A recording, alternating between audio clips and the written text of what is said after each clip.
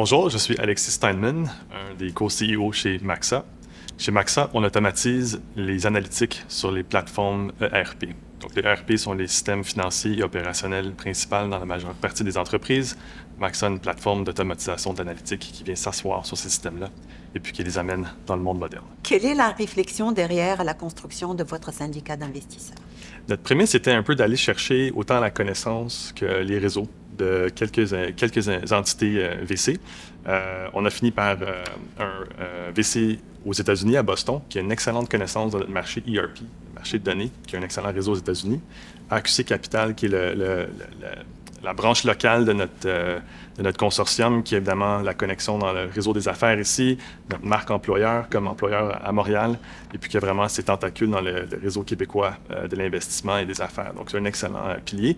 Et puis, on a un troisième pilier à Toronto, donc l'accès au marché canadien, avec les accélérateurs, par exemple, de Waterloo, etc., s'assurer que notre présence hors Québec était également bien reflétée. Donc, ce trio-là, qui était un peu notre prémisse à la base, s'est avéré être un excellent choix pour nous, puis on est plutôt satisfait de notre montage, ultimement.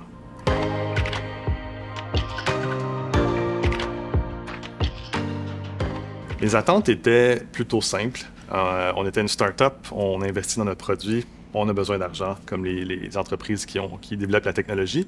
Ce que j'ai beaucoup aimé, c'est développer un lien personnel avec les individus dans les 3 VC qui ont investi chez Maxa.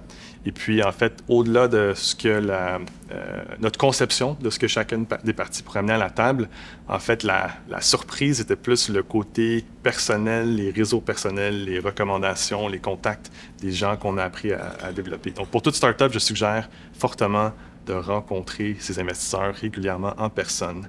Il y a beaucoup de la valeur qui est intangible et vraiment liée aux individus qui ont fait le choix de miser sur des entrepreneurs.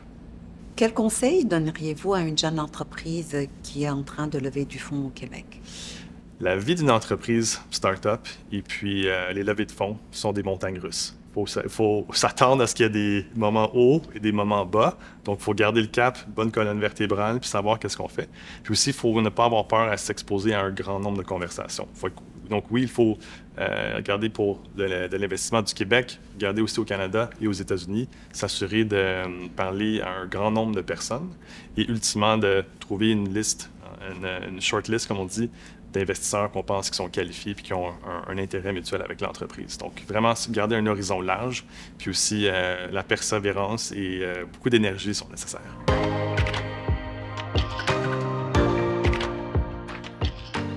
Le constat le plus pragmatique, c'est que c'est un investissement en temps énorme. Et donc, il faut s'entourer d'une équipe qui va pouvoir continuer à opérer la business et puis à protéger une portion de notre temps pour la levée de fonds.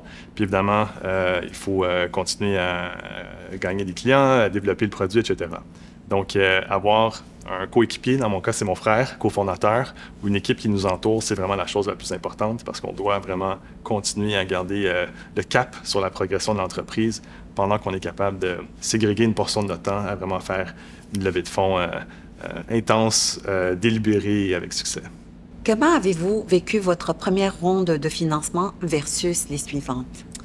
La première ronde de financement est un peu à l'image de la start-up à cette époque-là. Donc, il y a beaucoup d'immaturité dans le produit, il y a quelques clients, c'est un peu bordélique. Et donc, la ronde de financement nécessite beaucoup de croyances et d'énergie. Et puis, évidemment, les métriques et certaines caractéristiques plus financières sont moins au rendez-vous. À mesure que la start-up progresse, les conversations, je trouve, deviennent beaucoup plus faciles.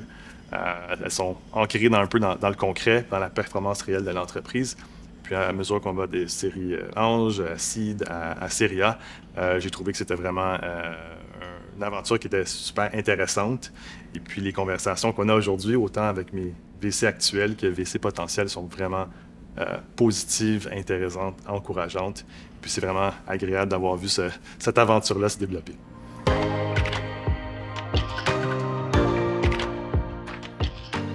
Je dirais que la résilience est nécessaire à travers toutes ces phases-là. Par contre, peut-être les éléments un peu plus marquants au début, essentiellement, on investit dans les entrepreneurs. Souvent, on parle de founder market fit au lieu de product market fit. Donc, le but, c'est d'être convaincant, d'expliquer pourquoi nous, entrepreneurs, on a une recette secrète, une pertinence, une connaissance qui est pertinente aux problèmes qu'on essaie de de régler.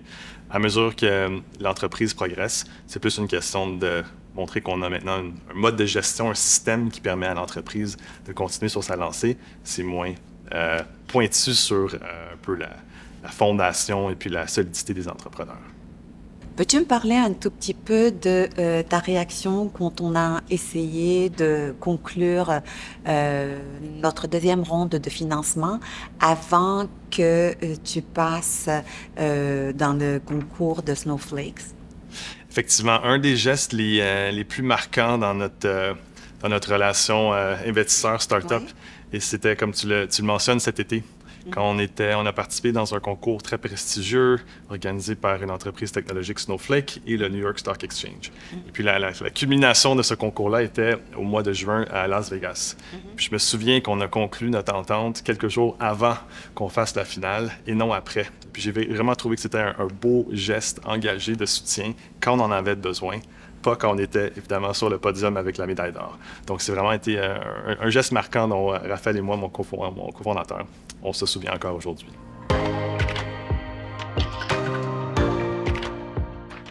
AQC Capital est vraiment un VC qui est engagé. On sent autant par les paroles que les actions qu'il y a vraiment un intérêt de succès de l'entreprise au niveau de son rayonnement international, mais autant au niveau de son rayonnement local. Et puis c'est toujours agréable dans une communauté quand ce n'est pas nous qui parlons de Maxa, mais quand c'est les autres. Et on voit vraiment le travail derrière les coulisses d'AQC Capital qui évangélise l'histoire Maxa auprès de la communauté ici, puis d'une façon beaucoup plus efficace que nous, ce qu'on pourrait faire. Merci Alexis d'avoir cru en nous et puis de nous avoir permis de t'aider dans cette aventure.